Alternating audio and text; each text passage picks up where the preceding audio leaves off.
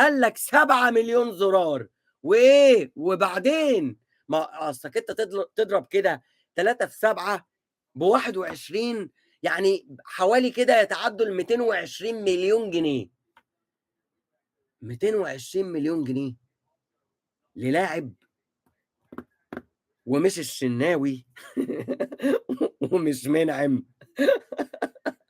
ومش حمدي ومش كهربا ومش تاو.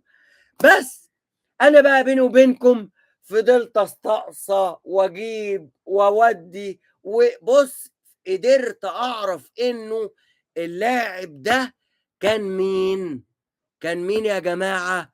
حد يقول معايا بتكلم بجد مش بهزر. انا يعني انتوا فاكرين الكابتن حسام غالي قبل بطولة 2006 جاله عرض ب7 مليون